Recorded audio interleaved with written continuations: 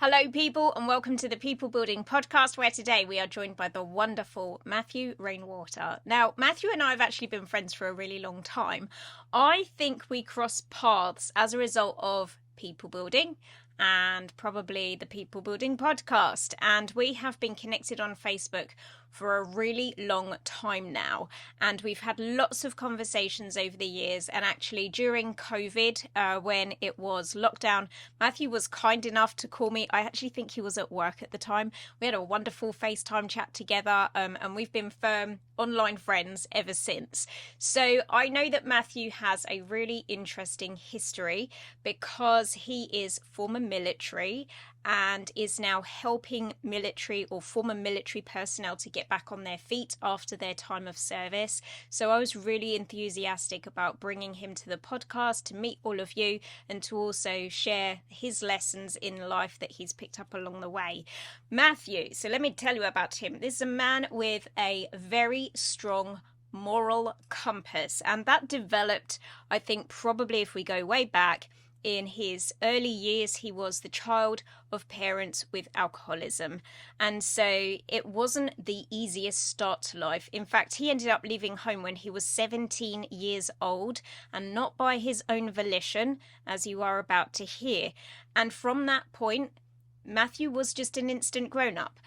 He became a husband, a father, a worker. So he started out working in the military. He then moved into military law enforcement before going on to join the Border Patrol services for the United States. So he's got some very interesting stories that he's going to share with you on the podcast today. So without further ado, I shall hand you back to Gemma from the past and the amazing Matthew Rainwater.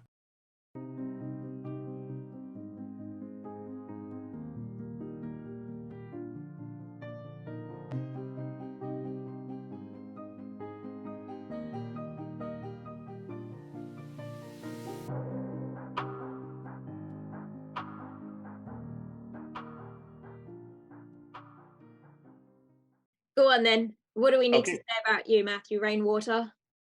Um, First of all, yeah, my name's Matthew Rainwater. I am a husband. I'm a father, a grandfather. I'm an Army veteran, and I spent 8 years in the United States Army from 1988 to 1996. We'll probably get into that a little bit here. And then I spent over 24 years in federal law enforcement as a U.S. Border Patrol agent. That's what I've done with my life, but that's not who I am. Who I am, I am a father, I am a grandfather. But who I am, I feel at my core is somebody who likes to serve other people and help other people out. That's something that I get a lot of satisfaction in. I will go out of my way to help people. Um, and I'm also one of those people that will stand up for what is right and stand against what is wrong. It's just become part of my nature.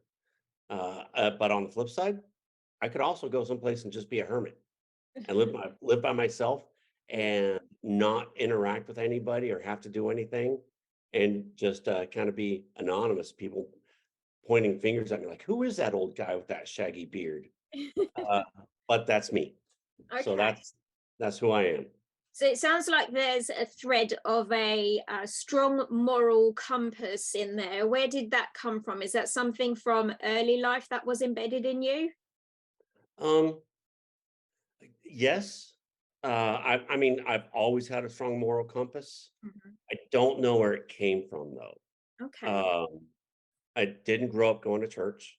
Although I wound up going to church, and at one point in my life, I was going with the idea of possibly being a pastor. I even got in the pulpit, did some preaching at one point. Um, but my mom and my dad didn't have a strong influence on my moral compass. Okay. Uh, So so I don't really know where it came from. in your family growing up, so mum and dad you've just mentioned, who else was there living in your house when you were growing up? Three brothers and a sister. Okay. All right. So So fairly big family. I'm the youngest of five. Okie dokie. All right. And what was that experience like for you? What was your home life, family life, growing up life? What was that all like? Let me see. My siblings and I, we get along. We got Mm. along. Um, my mom and dad were my dad became my hero later in life. I want to say that first. But my mom and my dad were both alcoholics. My mom was just a straight up alcoholic. My dad was a functioning alcoholic. Okay. So he was able to keep a job, everything like that while I was growing up. Yeah. Uh, and my mom, she wasn't. Uh, she worked, but quite often, when she wasn't at work, her Mm. time was spent in the bottle. Okay. Um, but yeah, so my siblings and I, we all got along. Uh, Typical youngest child thing. I got picked on a lot.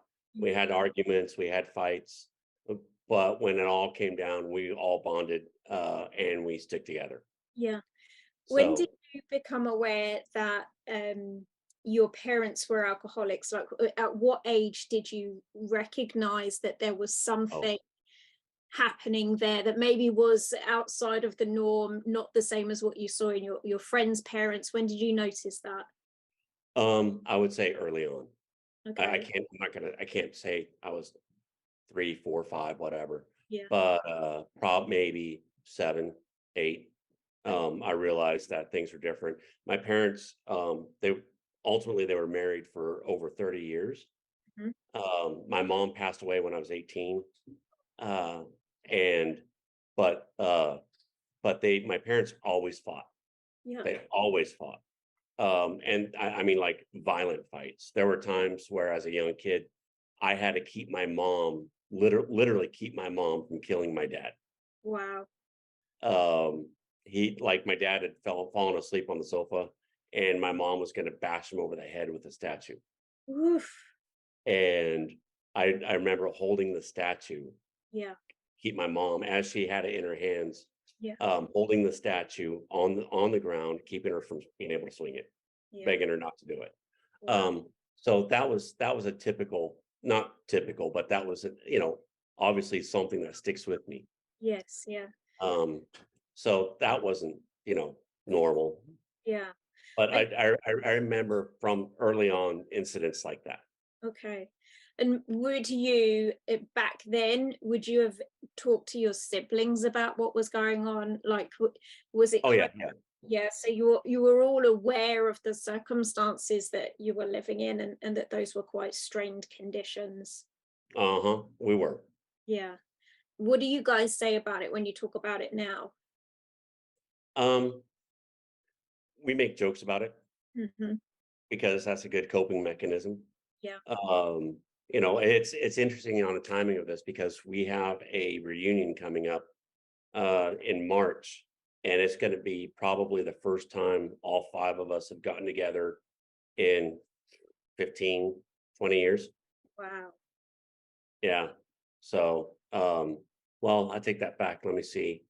It was my dad died. Let me see, 2000s. Okay. Well, we're in the 2000s, so sometime this century, my dad died. Yeah. Okay. But my dad died a few years ago, and we were together then, and I think that was probably the last time that we all got together, Okay. and we all realized, hey, all of us are getting older. We're not going to live much longer. Let's get together. Yeah. So we're making it happen in March. That's good. That's good. So you lost your mum, I'm sorry to hear it, quite a young age, and probably quite an impressionable age as well. And I know from my own experience, when you have a chaotic parent, let's say, to put it politely, um, Hmm. that in some ways, my experience of losing my dad, so my dad was a drinker. My experience of losing him was that I felt sad for losing the dad I didn't have rather than the one that I did, if that makes any sense. Yeah. Because I think one of the challenges with having alcoholism in your family is you can still see the person inside there, and you can see the potential of that person that's in there, but you can't necessarily reach them because there is this veil of alcohol that gets in the way. Is the way I would describe it. So what was it like for you, a losing mum at a young age, but also losing her and knowing that she hadn't been well all of that time? Well, that's going to be a long answer. Go on. Um, I like a long okay. answer here. So, okay, you have to let's put this in context, okay? Because it goes back to when did I get the moral code that I live by? Okay. My since my mom and dad were always fighting, if I thought my mom was wrong, I never had any problem saying, "Mom, you're acting stupid," or Hmm. "Stop fighting." The us siblings would get together and be like, we would wish that they would just get a divorce Yeah. because we thought things would be much easier. Mm. Um, and so I always, as a teenager, even got even worse, but I never had any issue standing up to my mom. Mhm. And then one day when I was 17 years old, now, and put this in context, okay, I turned 17 March of 1988. Mhm. So between March and May of 1988, at one point, my mom looks at me and says, "Matthew, you're 17 years old now. I don't have to put up with you anymore. When you get home from school tomorrow, you need to have a new place to live." Wow. So I went to school the next day, talked to my best friend, who talked to a friend of his that I didn't know, and I moved in with them. So, you know, by in March of '88, somewhere between March and May of '88, I was technically, by today's standards, they would consider it homeless. But I was on my own, and I've been on my own ever since. Were you surprised that that happened, or Yes. you were? Okay. Yeah. So it Yeah. wasn't like something had been brewing, or she'd, maybe kind of dabbled with these decisions and flown off the handle from time to time. This came completely left field. It came out of left field. I was shocked. And also to help put this in context, I have a brother who's 1 year and 4 days older than me. Mhm. So he was 18. She didn't kick him out. Right. So, it was basically because I was standing up to her, and Okay. she didn't appreciate it, Yeah. and she decided it'd be better to get that situation dealt with by kicking me out. Um, yeah. But I'm gonna say that wound up being a good thing for my life overall, Mhm. uh, because sometime around April of '88, one of the conditions of me living with the people that I was living with Mm. was, I had to work. Yeah. Um, and I was so they had an asphalt company, and April of '88 in Georgia, it's springtime, but in Georgia it's very hot, very humid. And I found myself in a metal tank chipping away old asphalt in the heat. And I was like, this is not where I want my life to go. So I Yeah. developed a game plan. I decided I was going to enlist in the military Mhm. and turn my life around. Okay. Only problem was I was 17 years old. Right. So I'm going to pause you there. As Okay. all of this was happening, were you still in touch with your family? Not really. I mean, my brother and I both went to school. We Yeah. were, he was a senior in high school. I was a junior. So we saw each other in school. Yeah. Um, and we didn't really talk about anything that much Yeah. about the whole situation. Um, but then I actually wound up quitting school, Yeah. and I was going to get my GED and join the army. The only problem was Georgia. GED is general education diploma. Hmm. So basically, high school degree. Yep. Um, I went to the city school superintendent because Georgia had just passed a law to where if you quit school, you can't go for your GED until your class would have graduated. Right. But the city school superintendent was authorized to make exceptions to that policy. Okay. So I went to him and I don't even know how I got in to see him. I think I literally just went to the building, said, "I want to talk to him," and they said, "Okay, you can talk to him." Yeah. Um, and I told him that. I told him my situation, um, but I embellished it quite a bit. I lied, as a matter of fact. I told him that I had gotten my high school girlfriend pregnant, and I wanted to do the right thing Yeah. and marry her, but I couldn't enlist in the military to be able to provide for her, but I couldn't do that unless I got my GED. Right. And he said, I'll never forget. He's like, "Mr. Rainwater, I respect that. I'm going to grant your exception and Mm. let you test to get your GED so you can join the army." So between March of '88, I was kicked out of the house homeless, quit high school, got my GED, and May of 1988, I enlisted in the United States Army. I went to basic training. Okay. So I wasn't home, like I wasn't living at home at the age of 18 when my mom died. Okay. Okay. And how was that? Was that did that distance you from perhaps some of the emotion associated with it, or did it make it tougher? Um, both, Okay. both. I was my first duty station was in Fort Benning, Georgia, which was 90 minutes away from my hometown. Okay. So my mom went in for a health checkup, went into the doctor for whatever reason, and they were like, "Oh, you need an emergency quadruple bypass." And so my dad called me and told me, and I was like, "Okay, I'm going to go home." And also, by the way, at the time, I got married, not to my high school girlfriend because I ended it with her. Um, but I'd met somebody else and got married. She's the mother of my two daughters. Okay. Um, but I'd gotten married at the age of 17 as well. Right. Um, and so I took 10 days vacation, and because everything all things were like, everything's gonna be fine. We'll do the surgery. She'll be home by the end of the week. So I took 10 days vacation. And by day 10, when I went back to work, my mom had died and was buried. Wow. Yeah. Gosh. Yeah, that's a Yeah. very and and it seems almost like you had about 10 years worth of life in the space of a few months. Never thought about it like that, but yeah.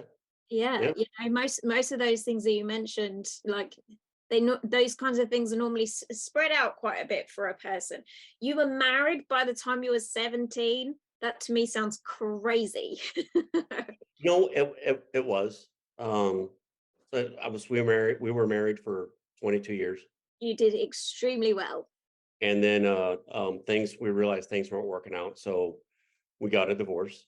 Yeah. But yeah, I did a lot of living at the age of 17. Yeah, you really did. Wowzers. Yeah.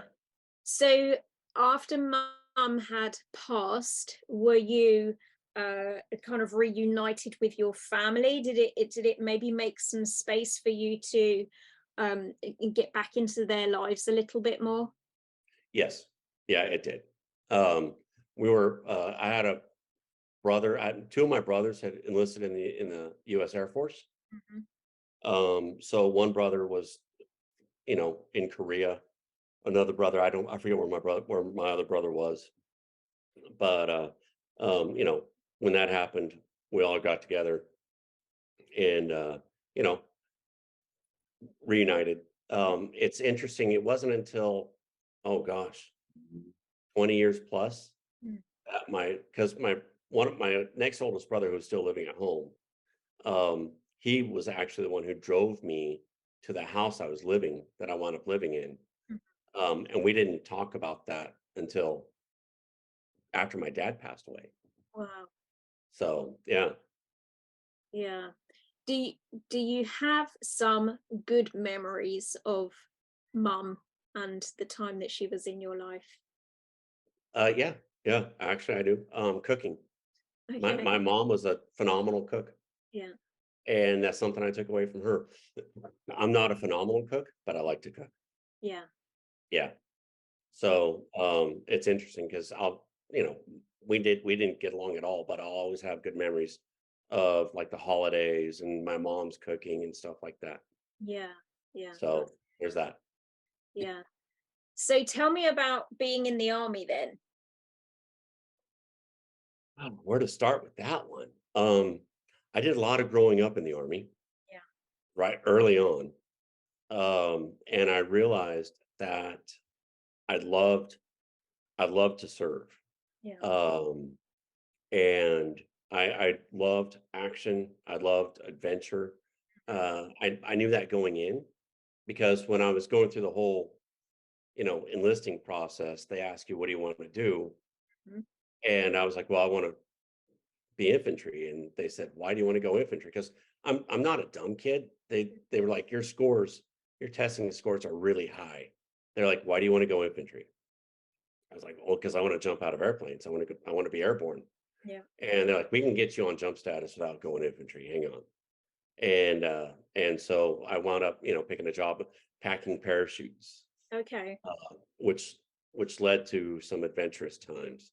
Yeah. Um, and so my first 3 years in the army, I was jumping out of airplanes, I was packing parachutes, wound up doing some stuff supporting like the Army Rangers, and just having a lot of fun.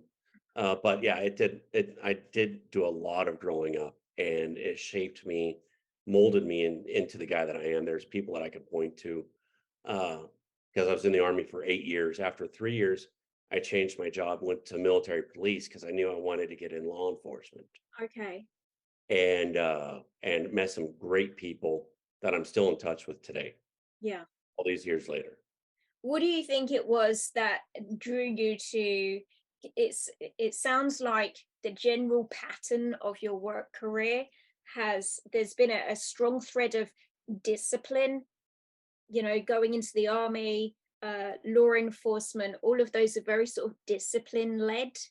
Do you Mhm. think that that was almost a bit of a kickback and a rebellion from the circumstances that you grew up in?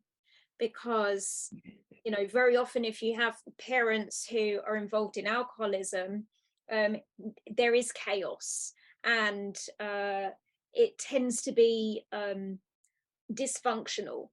Whereas going into something like army, law enforcement, is all very disciplined, very routine led. Do you think that that might have been part of your draw towards it? I don't think so, to be honest. Maybe to a degree, but it was more along the lines of, well, like law enforcement. I had an uncle who was California Highway Patrol, Okay. and I always thought that was really, really cool. And then, like, I remember as a kid, he put me in handcuffs and pretended he lost the key, you know, and and Classic. yeah, yeah. But that was so, I always thought that was really cool. I knew early on in my life that I was going to enlist in the military, and get in law enforcement. But I don't know if it's because I was desiring discipline or because I wanted to be able to help people out. And a lot of that is, the military and law enforcement. It's law enforcement isn't necessarily just about, arresting people and putting them in jail. Lots of opportunities to actually help people out as well. I Yeah. never thought I'd get in federal law enforcement, because I didn't think that I would qualify, uh, because all I had was basically a high school degree. But when I was going through the process of getting out of the army, I saw just on a piece of printer paper, U.S. Border Patrol now hiring, call 1-800 blah blah blah blah. So I did, and next thing I know, I got out of the army in May of '96, August of '96. I was at the Border Patrol Academy. Wow. So before you get into that one, what Yeah. were perhaps some of the pivotal things that happened during your time in the army? Were there certain events or circumstances that you found yourself in that you think might have helped to shape who you became? Yes. Um, Definitely. I learned about leadership in the Mhm. army, through good examples and bad. I learned in the army that you can learn something from everybody. You can either learn a way you want to be or a way you don't want to be. Yeah. Uh, and that's a life lesson that I've taken with me. But also, I learned about shouldering responsibility. I learned about what it means to be a leader. Yeah. There was one time when I was in Germany. It's in the army. They're called team leaders. You're basically in charge of like two or three people. That's your team, and you take responsibility for them. And if the squad leader is not available, then you're in charge, and you're in charge of the entire squad. And we'd done like a 12, 14-hour day. The entire squad was tired, and we had done everything that was on the list to do. And they're like, Rainwater, are we done? Can we go? And I didn't know that I wasn't supposed, that didn't have the authority to do that, to release Right. them. So I released him. I was like, yeah, we're done. Take off, guys, go home. Went and told the squad leader, hey, I let the guys go. He's like, you know, what the hell did you do that for? He's like, we got stuff we got to get done. So I was provided the opportunity to make a decision. Do I either call all those people back and say, sorry, Mhm. guys, or do I do the stuff on my own? So I wound up doing like a 20-hour day, and I did Mm. everything else that was on the list. Got just because I figured that was the right thing to do. So I did everything myself. Yeah. So I learned a lot of stuff in that, and don't, overreach your authority, Yeah. because it might hurt. But also, that was the right thing to do. Yeah. Don't, because I screwed up, other people shouldn't have to pay. Mhm. Um, and then I also learned about constructive criticism.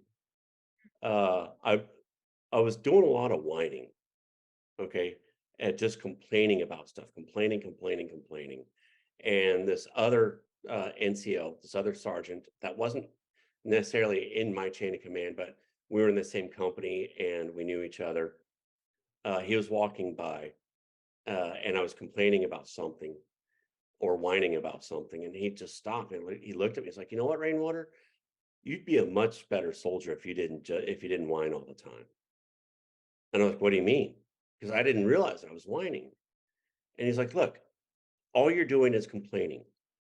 If you instead, if you see a problem, that's fine. But when you Mm. see the problem, try to come up with a solution and point out the possible solution at the same time. Then you're not whining, you're doing constructive criticism, and that's a lot better." And it changed my life because I didn't want to be a whiner. I didn't want people to see Nice. me as a whiner. Yeah. So, and that's another thing that has led me, you know, through my life. Yeah, yeah, absolutely. It reminds me of there was a head teacher that I knew who ran a Montessori school, and when she would have children that came to her to tell tales or tittle tattle, as we say, she would say to them, "Are you bringing me a problem, or are you bringing me the solution to a problem?" And so she would have these children then who would, go off and think about what she'd said, and then they come to her, and instead of saying so and so's done this, they would say, "I'm doing this because so and so did that, and I'm fixing the problem. I'm just letting you know that I'm fixing the problem." So then she had all and that just like problem solving stuff all the time. So yeah, I really like that philosophy. Yeah, it's, and that's something I try to impart to my kids. Yeah. Um, and, both my kids are doing great. So, nobody's without nobody's perfect. So there's always some sort of thing that's like I'm down here because of a family emergency. How about my daughter, my grandson? Um, but yeah, it's try to teach them those types of life lessons. Mhm. And I think, people will do great. Yeah, definitely. Did your children come along whilst you were still in the army? Yes. Yes. My oldest daughter, she was born when I was 18. Okay. As a matter of fact, when my mom passed, my wife was pregnant with her. Oh wow. Um, and then my youngest daughter, uh, who, by the way, just retired from the Marines. Oh wow. Um, Let me see. She was born just a couple years later. So, Okay. yeah, yeah, Was it challenging having a family whilst also being in the military? yeah, because you miss them. and I made decisions about my military career based off of how much I'd be able to be around my Mhm. family. I got to do some pretty neat stuff, and at one point, I was thinking about going special forces, Mhm. and realized that if I did that, I wouldn't be around a lot. Yeah. Um, and so I didn't go that route. Mhm.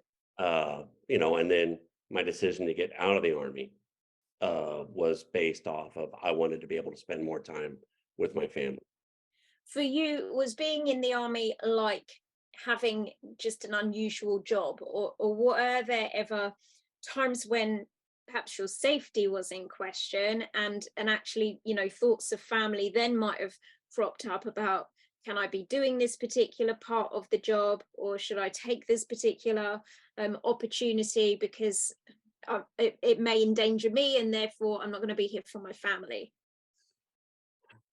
Consciously, I didn't. That wasn't a consideration.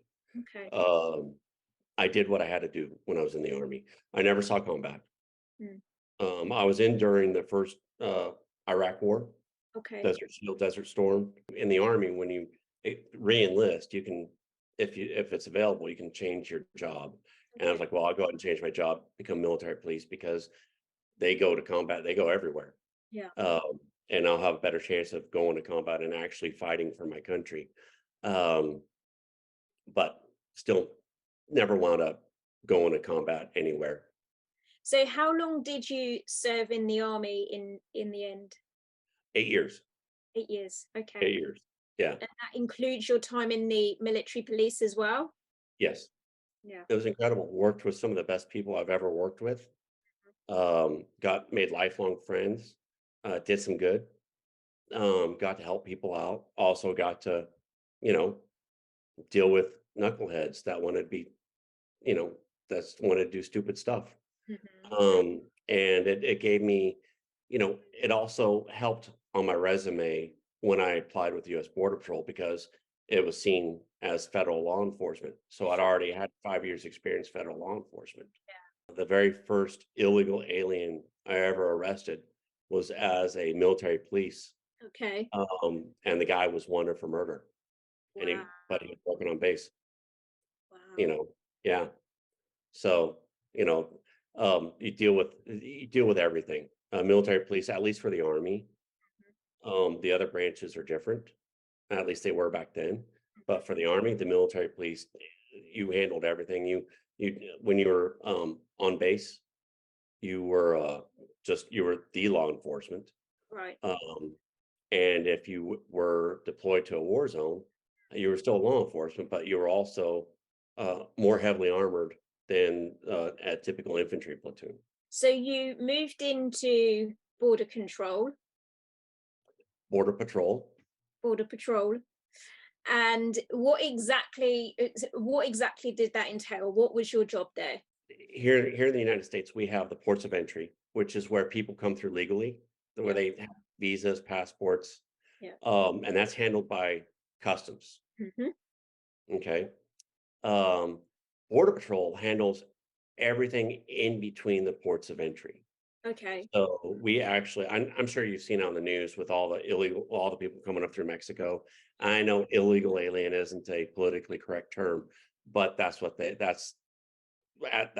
are defined by it's actually in the law, Mhm. that they're illegal aliens.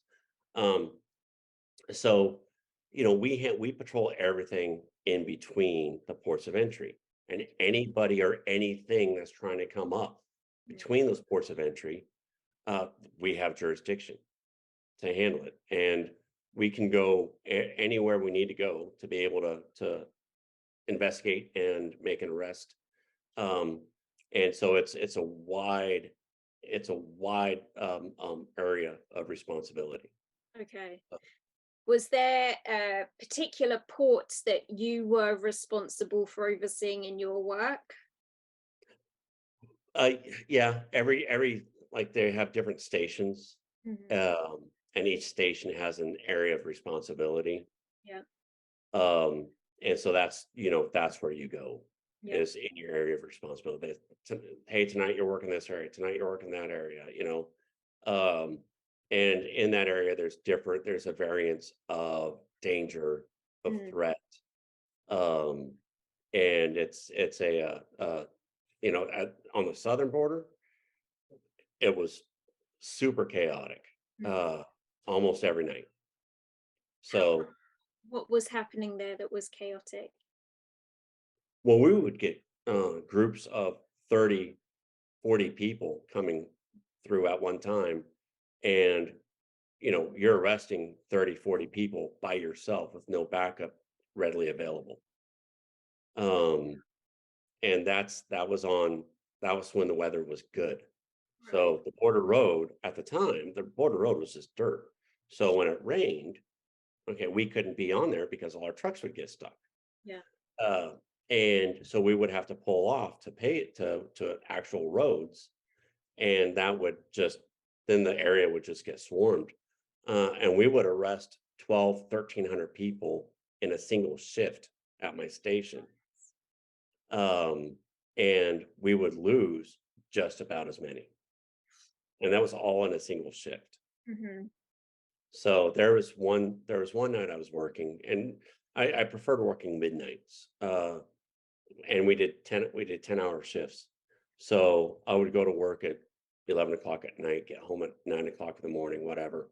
Uh, but I made that decision because that allowed me, I would get home, get to sleep while my kids were at school. I would wake up before they got home, and I would be with them all afternoon, all evening. Um, and then when they went to sleep, I would go to work.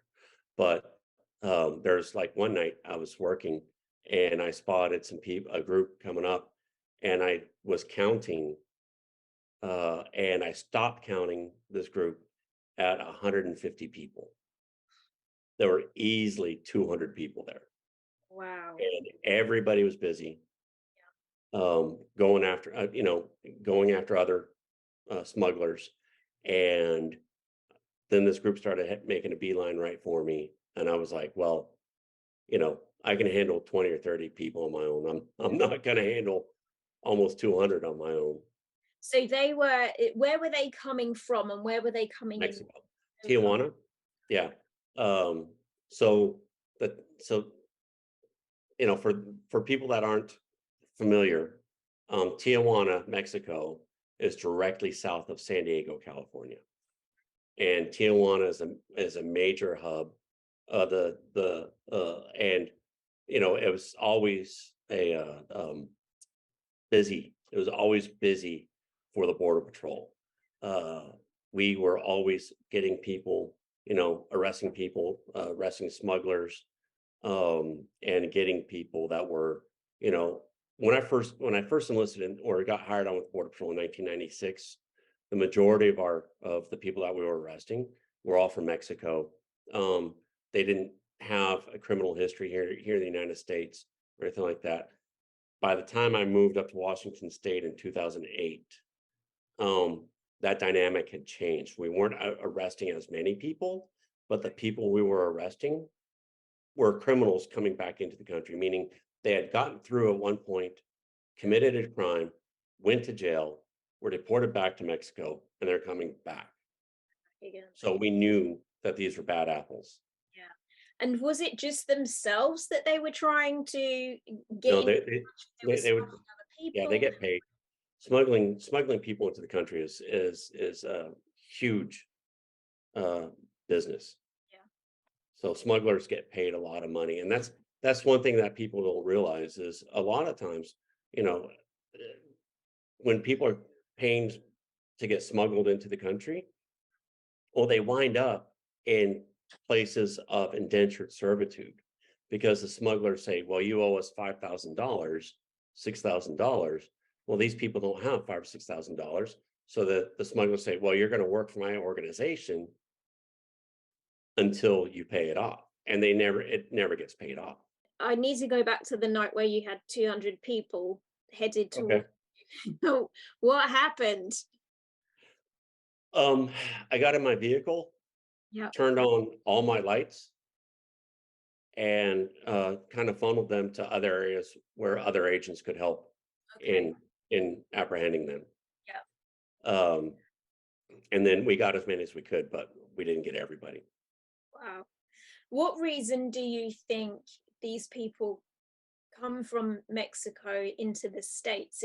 Are they fleeing poverty, or what is it that they're so keen to get away from or to move into? Like, what did you learn about that during your time in that job? Well, the United States, um, I honestly believe there's no other country on the earth like the United States. No matter what our political scene is right now or in the future or in the past, the United States is one of the best countries, is the best country on the planet.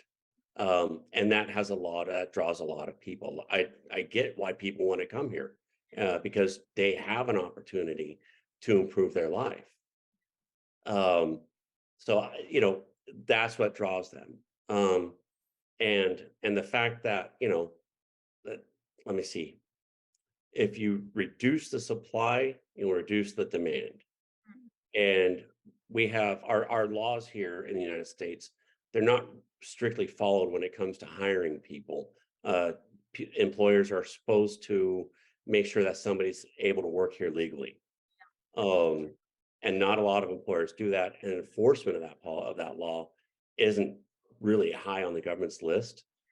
Uh, so that's the draw. There are people coming across that really just want to improve their lives. Okay. Um, but every country has to know, has the right to know who's coming in and why they're coming in. And unfortunately, what we're finding more and more is right now we've got, the drug cartels are smuggling in fentanyl, okay, and meth and all those drugs. And they're I don't know if you've heard about this, but now the cartels are smuggling in drugs, the fentanyl pills that are made to look like candy Yeah, I've heard for about. kids, and that they're smuggling in enough to be able to kill. Like in Washington State, they just recently had a seizure where they seized enough drugs, enough fentanyl that would be able to kill every single person in the state. Wow. Yeah. And that's the type of stuff that's coming through now. And we've got terrorists, we've got everything. The Border Patrol's been arresting terrorists. I retired from the Border Patrol in March of 21. Mhm. So I'm not 100% up to date. Um, but they have been arresting terrorists, they have been arresting drug runners, but they're only catching the really, really dumb ones because the border is so wide open right now that Border Patrol agents can't go out and arrest people because they're busy dealing with the ones that are walking up to them at the Border Patrol station saying, "Hey, I'm here." Yeah, yeah. Do you think that in the work that you did there, were you involved in catching some like serious bad guys? And do you remember having incidents like that? Yeah, yeah, I do. There's some that I can't talk about. Mhm. Um, but there's always bad people out there that are trying to hurt you. They'll do whatever they can to get through. At one point, when I first got hired on with Border Patrol, cartels had a standing order: if anybody could prove that they killed a Border Patrol agent, they were going to get like $50,000. Oof. Yeah, yeah. So there's some good stories, there's some bad stories. I prefer, like, there was one time where I arrested this girl. She was coming across with a group of people, and it's called processing, sitting down, taking her name, stuff like that, getting her information, and and I was talking to her and getting her parents' name and where her parents were born, and one of her parents was an American. Right. And so by talking to her, I realized she's an American citizen, Yeah. and both her parents had died in Mexico. Oh, So I got to let her know, hey, you're actually an American citizen. You didn't have to jump the border. yeah. And she just started crying. because she was so happy because she wasn't going to have to go back to Mexico or wherever she came from, and she was, we got her someplace to go, and she went on and lived her life as an American citizen. That's awesome. So Yeah. weighing it up, how much of it was a kind of keeping people out versus helping people out?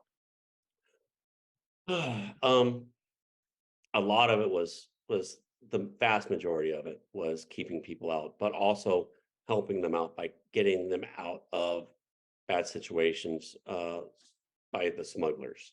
Yes. I actually got into it's called asset forfeiture, and it's where the government has the authority to take cars and stuff like that are being used to facilitate crimes. Mhm. And there were a lot of times where in the asset forfeiture world, I actually want to go into DC a couple times to help write up policy stuff like that. Um, but there were a lot of times where people, smugglers had stolen cars. The army had a program where they needed cars because they're training soldiers on IEDs, stuff like that. So I started uh, just sending literal truckloads of cars that had been seized and were junk to the army to help train soldiers on how to deal with bombs. So that was also very, very rewarding for me. So weighing it up, if you compare the two careers that you had, which obviously have got some crossover, there's some similarity between them. Which of them did you find the most rewarding? Oh my gosh. Um, I'm gonna say the army. My time in the Really? army. Yeah. Yeah, I was in the army for 8 years, border patrol for over 24. Um, and it was a great job, great career. I have no regrets. But my time in the army, I look more fondly upon my time in the army than I do as a border patrol agent, because Okay. there was a lot of frustration with the border patrol because there's a lot of things that you could do. Politics of the day, you know, kept you from being able to do a whole bunch of stuff. Um, and my last few years up in Washington State was just really, really frustrating. Yeah. That frustration that came with the job, did that what did that do for your stress levels? Oh, it increased it immensely. Because for somebody in those career fields or any career, if you get hired on to do something and then bosses say, "Nope, I know you got hired to do this, but you can't do it." It's frustrating for anybody. And when you see people that are basically breaking the law and your hands are tied and you can't do anything, then it gets really, really frustrating. So what were your coping mechanisms? Unhealthy. You went for the unhealthy variety. I erred on the unhealthy side.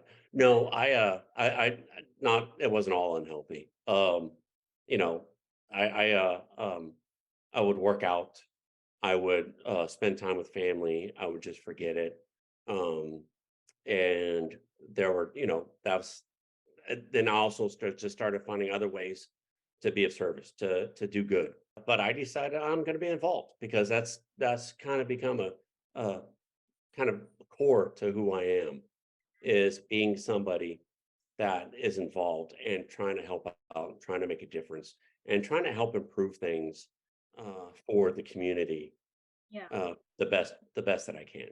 Yeah, which is great. And I think the sorts of jobs that you've had have been, I guess maybe vocational would be the right word, in that it's not just a job, it's a way of life, right? They're the Mhm. sorts of jobs where it's quite consuming of your lifestyle. So the fact that you carved out ways to have other stuff outside of that was an important focus for you is a really healthy way of dealing with that, because otherwise you get to retirement age and it's a bit like, oh no, like who am I now, because all of what I'd carved Yeah, out you are as a person was invested in that job. So yeah. I'm curious because I remember Via Facebook, via the wonders of Facebook, seeing that once upon a time you'd taken a bit of a turn for the worst. And that was whilst you were still working, if I remember correctly. You weren't yet retired. Yeah, I was 47, if we're talking about what I Yes, think you're talking that's about. the one. Yeah. And that was at the height of I was really, really busy too. I was still working as a border patrol agent, and we're doing, like I said, 10-hour shifts. I was working the swing shift. Um, so I was supposed to work until like 2 o'clock in the morning. And how much detail do you want me to go in? Go for it. I was 47 years old. I was working the swing shift, and it's probably about 11 o'clock at night because I was really busy at the time. So, on top of working, I was president of the Port Angeles Business Association that has weekly meetings in the morning. And you have to, part of being president is you're organizing speakers and stuff like that, addressing issues, blah, blah, blah, blah. Just really busy. Um, And then I was also, let me see, um, I had started my own nonprofit, Yeah. uh, and I was the chair of the Clallam County Republican Party. So I was really, really busy and I wasn't getting a lot of sleep. So one night at work, I'm out in the woods and nobody around, keeping an eye on the border. And I realized I'm not feeling so well. Uh, and my chest was hurting and stuff like that. And I was like, well, you know, I'm busy. I'm just tired. So I was like, I have nothing going on tomorrow. I'll be able to get some sleep. And I stepped out of my truck and had a cigarette. So then around That's midnight, I always still, really helpful if you've got some chest pain. I found maybe not so effective. But around midnight, I wasn't feeling any better. I was actually feeling worse. I was like, if this is something, people would have a hard time finding me. Mhm. I should probably get to where I can be seen. So I went to some place that was a little bit more visible, um, and had another cigarette. And then around 12:30, I was like, you know what? I'm just gonna go home. I'm gonna call it an early night. Go home. Went back to the station, and at 1 o'clock in the morning, just an hour ahead of time before I was supposed to leave, I was, you know, looking. I had another cigarette, Mhm. um, and I Googled heart attack symptoms. So I was It was clearly reading on heart your attack. mind then. Huh? It was on Yeah, your mind then. Yeah. yeah. I was. Shit, thank you. But I even told my supervisor, I was like, yeah, I'm going home early. I'm not feeling well. Like, I was just outside Googling heart attack symptoms, man. He's like, you okay? I was like, yeah, I'm fine. I'm just tired. So I went home, got cleaned up, laid down in bed, writhed around in pain. Finally around 3:30 in the morning, told my wife, like, I need to go to the hospital. Went to the hospital. They're like, yeah, not gonna sugarcoat it. You're having a heart attack. So at the age of 47, Yeesh. I was having a heart attack. It was, you know, me being me. I don't really. There's a lot of stuff I just don't take and stress out about a lot. But I was like, well, I guess I should call my boss, let him know I'm not going to be at work tomorrow, huh? So I had him on. I was in the ER. They were pumping me full of morphine and all sorts of stuff. And I called my boss. I was like, hey, I'm not going to be at work tomorrow. He's like, and I'd woken him up. He was like, okay, why? I was like, well, because I'm at the ER right now having a heart attack. And he was like, a heart attack? Are you okay? And I was like, excuse my language. Well, I won't say it because my grandson's there. I was like, F no, I'm not okay. I'm having a heart attack. ER busted up laughing. Yeah. And so, got that situation dealt with. Wound up having a quadruple bypass. Woof. And I will say that was a tough one for me, Yeah. because of the way my mom died. because my mom had to have an emergency quadruple bypass. She was going to be home by the end of the week, but by the end of the week she was dead.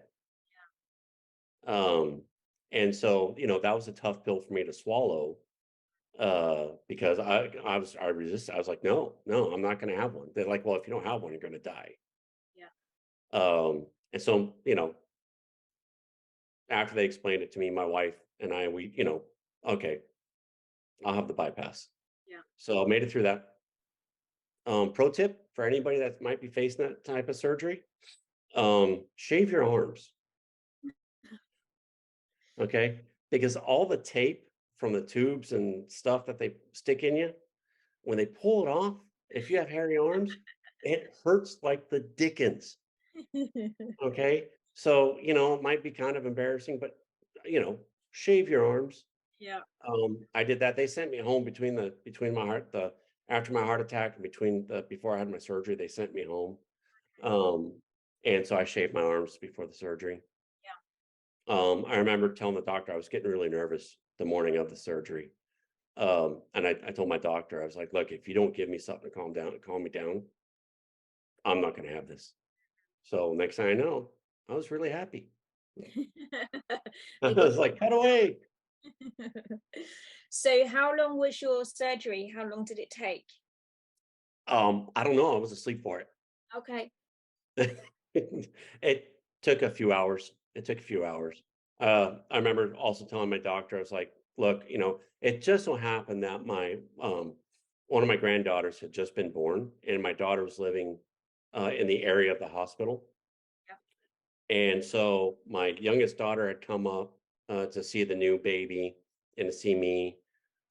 Their mom had come out to see the new baby, and then all that happened with me. So we were all able to go out for dinner the night before my surgery. I had my wife with me. I had, my entire family there. They wanted pizza. Um, I had a salad. I was gonna say. But I told my doctor, I was like, don't let me die because I don't want my last meal to have been a salad. So, but yeah, the surgery took a few hours. And I woke up. I tend not to sleep really well anyway, but I woke up way earlier than anybody expected. As a matter of fact, they had just sent everybody. They had told everybody he's going to be out for hours. So if you need to go do something, go do it. So everybody took off, and next thing you know, they're calling. He's awake. He's awake. So, but yeah, and then recovery from that, was interesting. Um, How you so? don't. So a lot of people don't pay attention to when they stand up and sit down, but you're always using your arms for that type of stuff. And after the surgery, you can't. Right. So because you can't lift anything over 10 pounds, Okay. and the average person weighs a little bit more than 10 pounds. Um, and so you have to learn, I had to concentrate and just stand up with using my core. Couldn't use my arms to assist me. There was one night, it was funny. It was really funny because I wound up sleeping. I was having a hard time sleeping, and it was shortly after my surgery. And I went out to the sofa, and I fell asleep sitting up. Right. Well, in my sleep, I fell over onto my side, and I woke up, and I had to use the bathroom really, really bad, and I couldn't use my arms to help me sit up, and I couldn't sit up, and I was struggling and struggling. And my wife came out from the bedroom, and she looks at me. She's like, "Are you okay?" And I'm like, "I've got to pee and I can't sit up." So she had to come help me sit up. So thankfully, made it to the bathroom. That's good. So were there some lifestyle changes that came about off the back of that experience? Um, yes and no. They do cardio rehab. You basically go in and do some cardio workouts. Yeah. And I got in incredible shape. Right. Um, and I, retired and lost all that. Uh, but also, I have to be I'm more self-conscious about certain things. Um, especially because there's still, there is something that's going to affect you for the rest of your life, obviously. When you have a bypass, they split your sternum open to get to everything, and then they wire it shut. Well, they're not going to reopen it, take those wires off once the sternum heals. Um, so, the rest of my life, I've got metal in my chest. First time I ever flew after the surgery, I was asking, security. I was like, "Hey, is the metal detector going to go off because of this?" Like, you should be good. I was like, "Okay." They harvest the vein out from your leg. So I've got the scars and every now and then because I'm 52 now, I think. I forget how old I am. Um, but you know, I've taken I still feel it at the scars. But also, one thing I kept with me is I don't really use my arms a lot when I'm standing up or sitting down. Oh wow. So you got some core strength there then. Yeah, it's hidden. It's hidden behind some fat, but Yeah. Did you stop smoking? for a while. Oh. So I was in 2019. Um, I had to go down to El Paso and work because the crisis of everything coming up, of all the people coming through, and it was on the 1 year anniversary of of the heart attack and stuff. I was like, you know what? I'm gonna at 11, 12, and 1. I'm gonna have a cigarette just to commemorate. Right. And then, you know, occasionally I still smoke. I hate saying that in front of my grandson. Um, but it's not something I've picked up Yeah. regularly. But that's one of those things that the urge stays with you for your entire life. I don't know if you've ever smoked. Yeah, definitely. I've worked with lots of people that wanted to stop smoking. And the thing that I learned from a therapeutic perspective is they can never have just one. It's kind of like the urge will still be there and Yeah, you bow to it, because if you do, you'll be coming back to see me for a second, third, fourth session, because yeah, as you convince yourself, no, I can have one and one will be fine, that's it, it's already over, because you yeah. can't. It's like an alcoholic. Yeah. When they stop drinking. And I've got to say that I want to say this. I should have said it sooner. But I know I said earlier that my dad became my hero before he died. Um, and I truly meant that. He actually he stopped drinking, Mhm. um, and he got remarried, and he was just a phenomenal guy. Uh, and I found out that, I realized later on that my dad and my mom didn't get a divorce because my dad knew that my mom would get us kids, and we would be in bad shape and we would be miserable, and that's why he stayed with her to try to be a positive influence. Yeah. um but yeah, but my dad got diagnosed with lung cancer, and they're like, you got like a year to live, Gosh, that's and he was like, well, why bother quitting smoking now? yeah. Um, so that's one of those things. You just don't quit. But he did quit drinking, and he never drank again after he stopped. So that was phenomenal. But he struggled.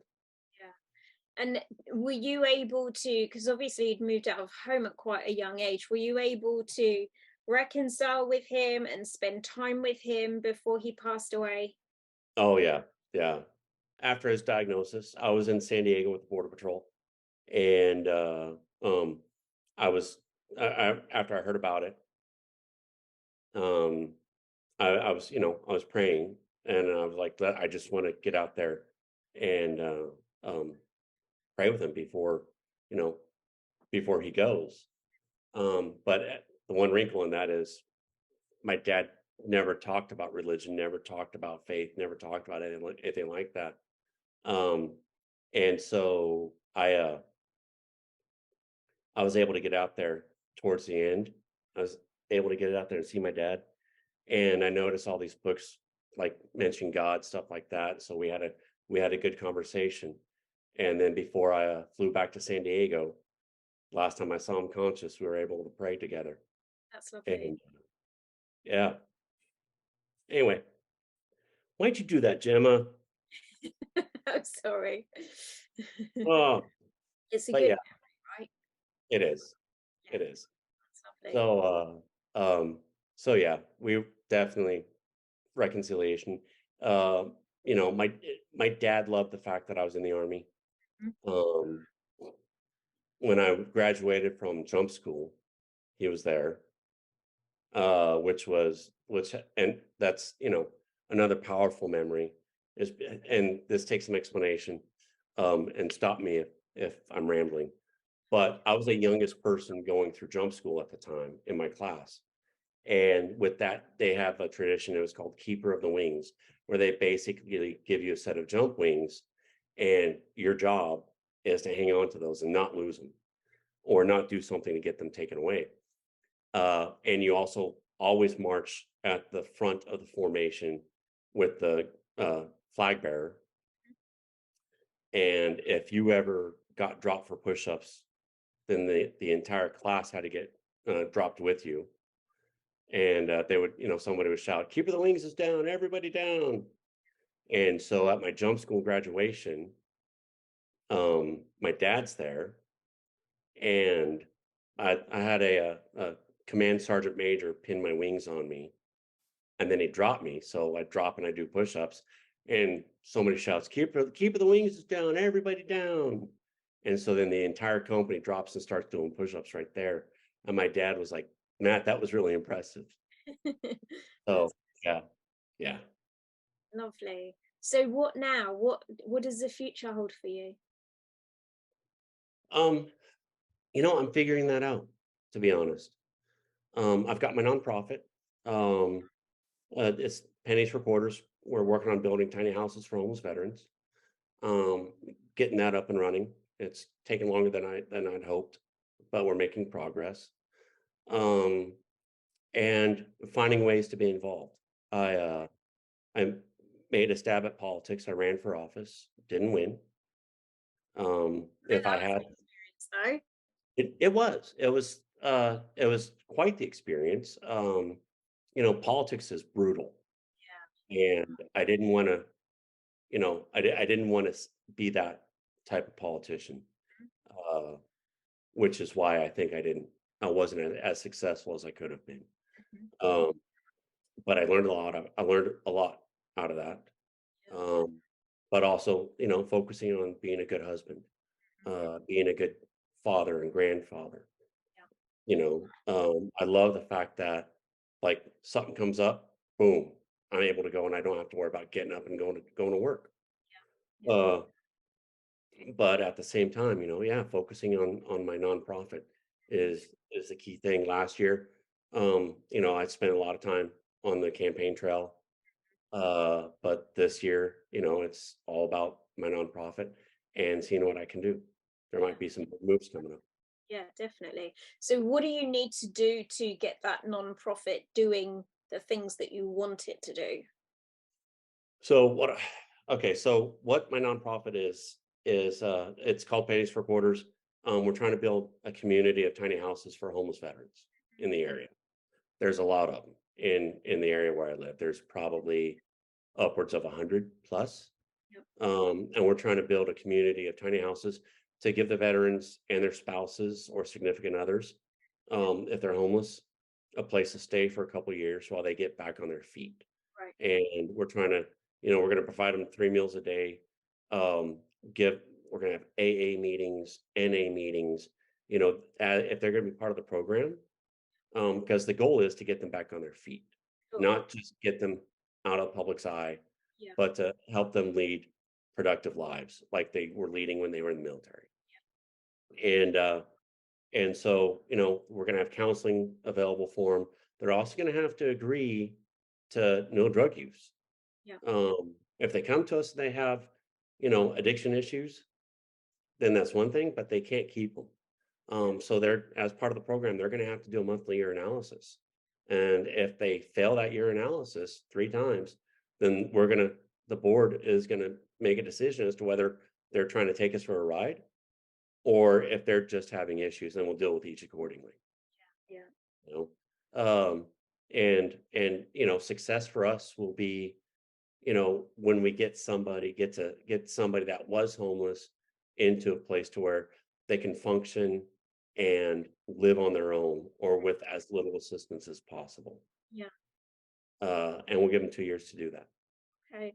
And so are you fundraising, or are you applying to other organizations to ask for funding? How are you getting the We're money? fundraising. We do fundraisers, but we're also now, because we bought property and and you know, we bought property in 2019, and then COVID happened, Right. uh, and everything kind of stopped. Mhm. Life just kind of stopped, Yeah. and it was really hard to get anything done. But now we've got plans developed, and it has to go. So it's called a hearing examiner, basically a judge in a public hearing where people can have the right to participate. He makes a decision if we can move ahead with our plans Yeah. or if we need to adjust our plans. Okay. And we're in a position now to where we're about to submit our plans to the hearing examiner, um, and then start developing our property and start building. We've partnered with another nonprofit that's going to be building our tiny houses, uh, out of this fabulous material that's really strong, really durable, um, and it's got a great look. And the key thing is, like I said, durable and strong, because we're going to have people that are going to have issues, and a lot of times when they're having issues or having episodes, they get destructive. Well, they won't be able to You hurt the won't be able walls. to disrupt things. So yeah, they might be able to break a lamp, but they're not going to break the walls. Gotcha. So it'll be lower maintenance. Yeah. Awesome. So if people wanted to find out more about that organization that you've got set up there, or even to look at making a donation, is there a place that they can go to find more information about it? Our website, penniesforquarters.org. That's pennies and then FOR quarters.org. And a lot of people, they ask, what's the meaning of the name? And in the military, it's not a house, it's living quarters. Okay.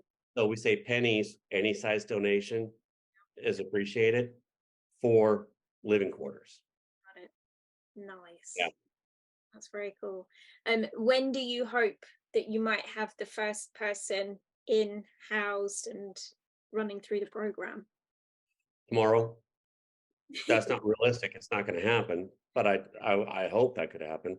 But realistically, uh, by the end of the year. Okay. All right. Yeah, yeah. There's a Awesome. lot of there's a lot of places that build tiny houses, Mhm. um, but it's not the quality that that we want, Yeah. and they don't have a plan that we have. Mhm. So it's taking a little bit more time, but once it gets up and running, it's going to be a success. I've gotten the attention of some of our our state house representative, Awesome. um, and I've got friends that are willing to support. We just need to get farther along, and once we start developing, then we become eligible for grants and things like that. I hate the strings that come with grants, Yeah. especially from the government, Yeah. but we're at a place to where we need them. Yeah. We'll deal with the strings. Yes. Yeah. I wish you so much luck with that. It sounds like such a worthwhile project. And also, I can imagine that this is something that's going to be really close to your heart, because I'm sure that you have stayed in touch with so many of your veteran friends from when you were in the army, and have probably kind of seen the different sorts of experiences they've been through. And I'm sure there's, Yeah, been a good and with challenging times. So much. there's a bond between service members, veterans, that nobody it's really hard for people to understand.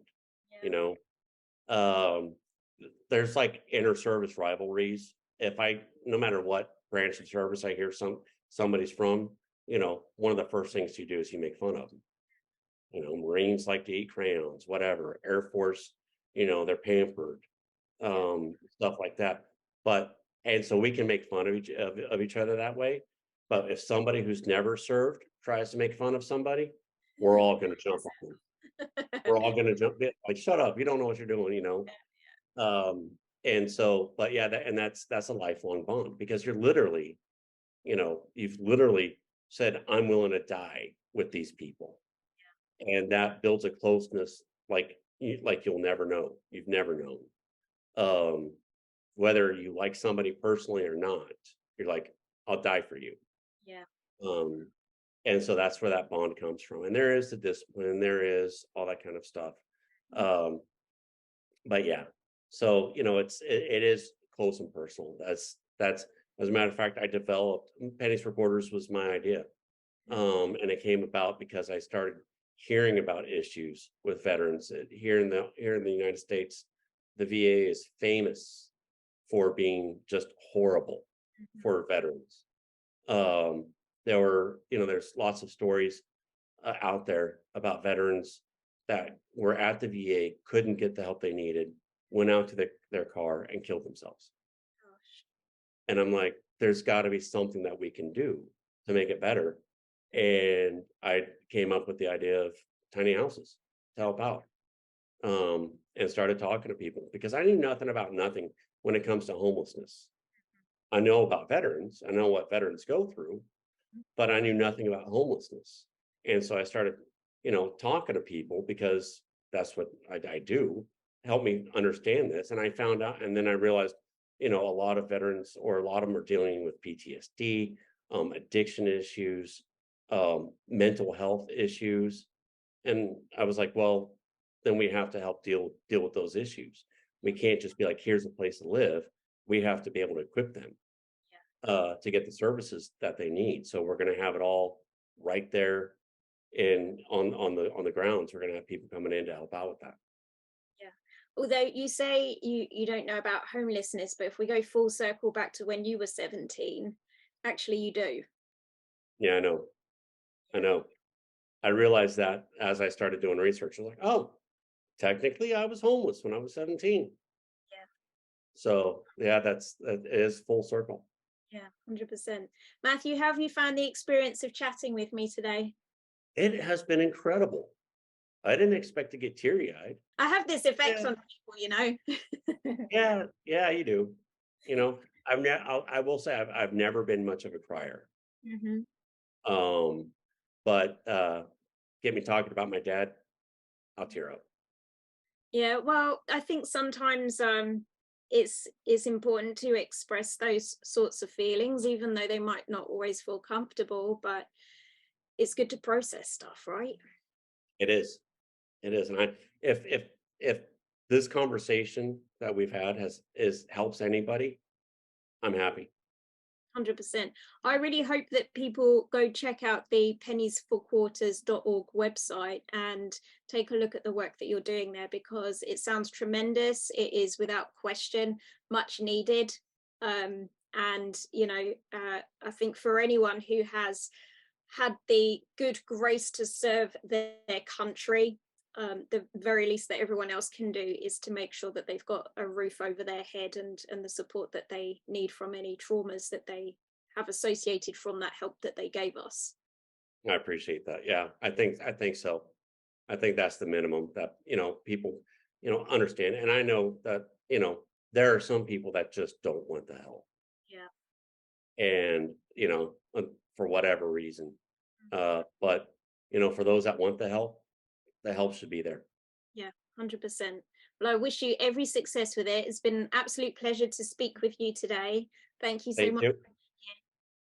It's been a blast anytime. Okay, so what did you think of Matthew? Do you love him?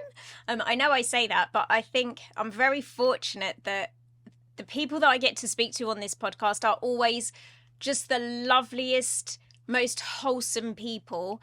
And there is something about doing this show which is different to the other videos that I create for NLP for Kids, for example, in that I feel like these conversations, I get borrowing benefits from them. I feel like there's always something that I personally learn or it reframes my personal life experience by hearing about somebody else's challenges. And I really hope that it serves you in a similar or even better ways when you get to hear these conversations. So let's have a look at the conversation I had with Matthew there and do some digging.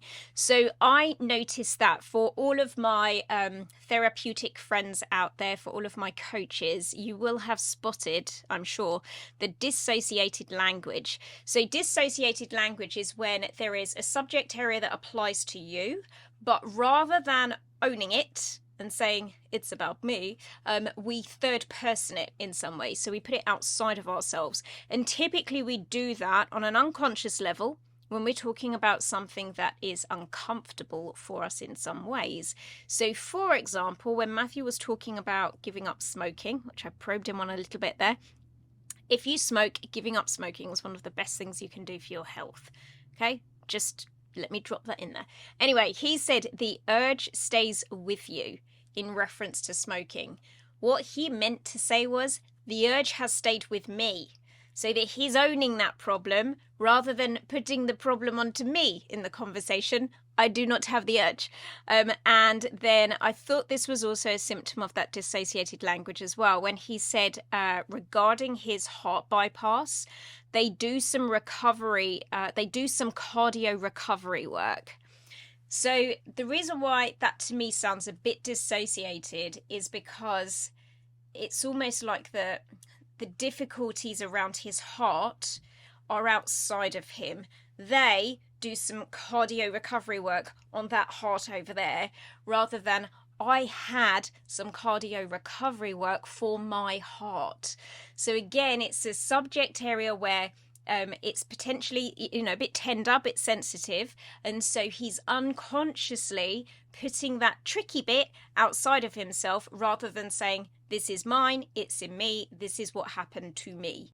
All right, what else?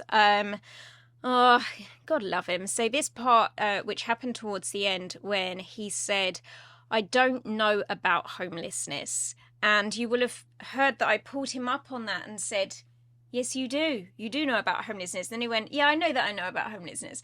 And he acknowledged that he had been made homeless. I think that there's such significance in that rejection that he experienced at 17 years old. It has influenced, I'm sure, the decision that he's made, the choice that he's made for helping homeless veterans. He could have helped veterans in a million other ways, but he is literally homing these people.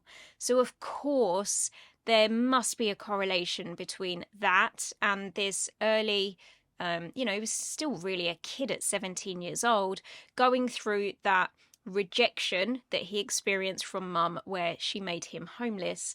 And the other thing that I think validates what I'm saying here is at one point he said, I was on my own and I've been on my own ever since. Now that is untrue. Matthew, if you're listening to this, that's not true, my friend. You are not alone. Most definitely not. You have not been on your own ever since, because you have a wife, you have your kids, you have your grandkids, you have your friends across the pond. So you are absolutely not alone.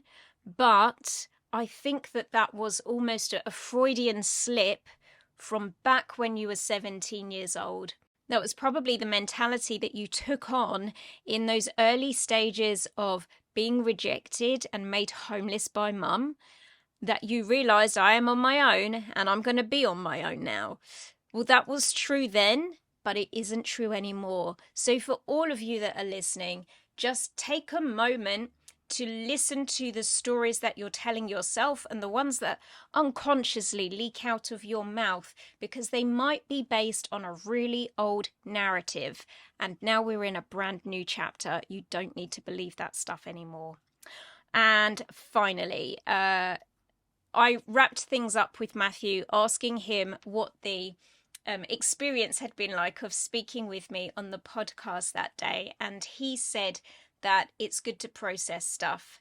And if nothing else, it would be very easy to watch a conversation like that and say, well, She wasn't doing NLP. She wasn't doing this. She wasn't doing that. This wasn't a therapy session. But actually, whenever you talk to someone about their experiences and their history and the challenges they've had in their life, you are giving their brain the opportunity to process that information in a new and healthier way, to make sense of it, to box things up, to delete things that they no longer need to focus on. And so, anytime you have a conversation that's highly focused in the way that we were when we were speaking to each other, you are helping them to process their stuff and to, with any luck, feel lighter and freer on the other side of doing that. So thank you all so much for watching and listening to this one. If you liked it, make sure you go ahead and give it a big fat thumbs up on YouTube. Give it 5 stars on whatever podcasting platform you are listening to, and make sure that you are subscribed to the channel so that next time I get a video uploaded, which hopefully won't be quite as big a gap as this one was. Sorry about that. Life's been happening. That's a whole other story. Yes, next time I get a podcast uploaded, you will be subscribed to the channel already. And if you're on YouTube, click the notifications bell so that you actually get the notification to tell you when a new episode is available for you. But for now, thank you all so much for watching and listening, and I'll see you all next time. Bye.